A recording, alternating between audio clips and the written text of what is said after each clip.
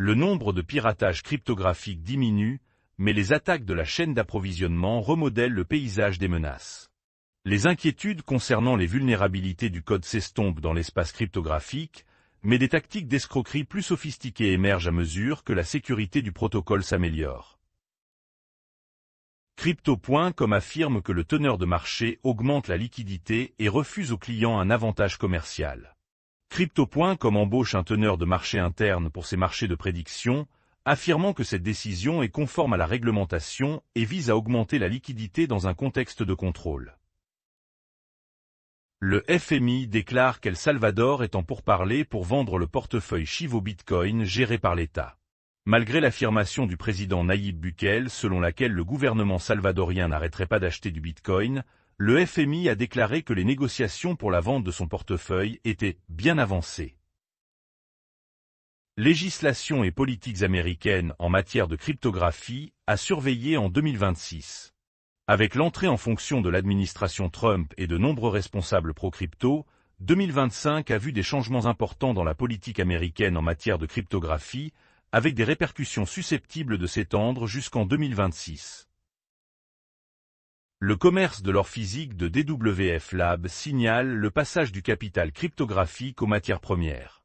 Le teneur de marché de la cryptographie DWF Lab a réglé sa première transaction d'or physique, signalant une évolution rare vers les matières premières traditionnelles dans un contexte de hausse des prix des lingots. CIFE entre sur le marché de gros de l'électricité aux États-Unis avec l'acquisition d'un centre de données dans l'Ohio. L'acquisition du site donne aux mineurs de Bitcoin CIFE un pied dans le plus grand marché de gros de l'électricité aux États-Unis, alors que les mineurs élargissent leur stratégie d'infrastructure. Gnosi annonce un hard fork pour récupérer les fonds de l'exploit balancé. Le hard fork de lundi a suivi l'adoption par la majorité des validateurs de Gnosi d'un soft fork en réponse à un exploit de novembre balancé, dans lequel environ 116 millions de dollars de crypto ont été volés. L'orchestre brésilien va transformer les mouvements de prix du Bitcoin en musique. Le projet a récemment reçu l'autorisation de lever des fonds privés déductibles d'impôts en vertu des lois brésiliennes sur les incitations culturelles, avec un spectacle en direct prévu dans la capitale fédérale. Des retombées de FTX à de nouveaux capitaux. L'ancien chef américain lève 35 millions de dollars pour un nouvel échange. L'architecte Financial Technology de l'ancien président américain de FTX, Brett Harrison, a obtenu 35 millions de dollars pour construire une plateforme de trading institutionnel couvrant la cryptographie, les actions et les contrats à terme. L'absence de prix fou de fin d'année pour Bitcoin signifie qu'il n'y aura pas de krach brutal au premier trimestre. Pompe. Le Bitcoin est un monstre sur les marchés financiers, même s'il n'a pas atteint les objectifs de prix les plus optimistes pour 2025, déclare Anthony Pompliano. La vente d'actions de 58 millions de dollars de la trésorerie Bitcoin Matador est approuvée pour étendre ses avoirs. La Commission des valeurs mobilières de l'Ontario a autorisé Matador à lever 58 millions de dollars, qu'elle a l'intention d'utiliser pour accroître sa trésorerie Bitcoin. La trésorerie de Solana, Upexi, chute de 7,5% après un dépôt d'enregistrement de 1 milliard de dollars. Les actions d'Upexi ont chuté de 7,5% mardi, après avoir déposé un enregistrement préalable d'1 milliard de dollars, ce qui suggère que ses avoirs dans Solana pourraient à nouveau croître après plus de 5 mois sans achat. Amplifier les ETF pour les pièces stables et la tokenisation est mise en ligne pour le trading. Deux nouveaux fonds négociés en bourse d'Amplify suivent les sociétés qui construisent l'infrastructure pour les pièces stables et la tokenisation, mélangeant actions et crypto. Bitcoin n'a jamais dépassé les 100 000 dollars s'il est ajusté en fonction de l'inflation, déclare Alex Thorne. Alex Thorne de Galaxy affirme que le pic de 126 000 dollars de Bitcoin se traduit par 99 848 dollars après ajustement à l'inflation, ce qui est en deçà de son objectif à 6 chiffres. Les sorties prolongées d'ETF crypto montrent que les institutions se désengagent. Glassnode. Les ETF Bitcoin et Ether ont enregistré des sorties soutenues depuis début novembre, ce qui, selon Glassnode, signale un désengagement institutionnel. Hashkey obtient 250 millions de dollars pour un nouveau fonds cryptographique au milieu d'un intérêt important.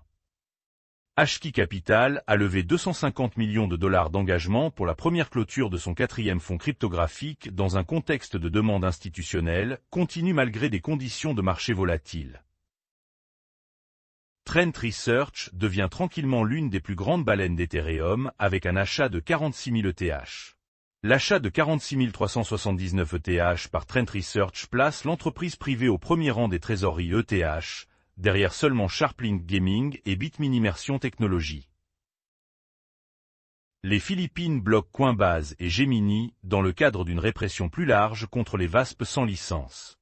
Les régulateurs philippins renforcent le contrôle sur l'accès aux crypto-monnaies, signalant que les bourses mondiales doivent obtenir des licences locales pour fonctionner. Le ralentissement de la cryptographie révèle un écart entre les valorisations du capital risque et la capitalisation boursière. Plusieurs projets de cryptographie soutenus par du capital risque se négocient désormais à des capitalisations boursières bien inférieures aux valorisations attribuées lors de leur dernier cycle de financement privé. Kraken introduit en bourse et des accords de fusion et d'acquisition pour relancer le cycle intermédiaire de la cryptographie, gestionnaire de fonds. L'introduction en bourse imminente de Kraken et la vague de sociétés de cryptographie cherchant à être cotées en bourse pourrait aider le secteur à attirer davantage de capitaux TradFi. L'offre de $1 américain liée à la famille Trump augmente de 150 millions de dollars alors que Binance déploie son programme de rendement. Le stablecoin de $1 américain a ajouté 150 millions de dollars à sa capitalisation boursière après que Binance a annoncé un programme d'incitation offrant un rendement allant jusqu'à 20%. Le fondateur d'Aave sous surveillance pour un achat de jetons de 10 millions de dollars au milieu d'un drame de gouvernance. Le fondateur d'Aave, Stani Kulchov, fait l'objet de critiques après l'achat d'AAVE pour 10 millions de dollars avant un vote clé du DAO, alors que les critiques s'inquiètent de la concentration du pouvoir de vote. Web3 et DApps en 2026. Une année à venir axée sur les utilitaires pour la cryptographie. La crypto entre en 2026 avec une infrastructure mature. Désormais, les DApps doivent prouver leur réelle utilité, gagner des utilisateurs sans incitation et concurrencer directement le Web 2.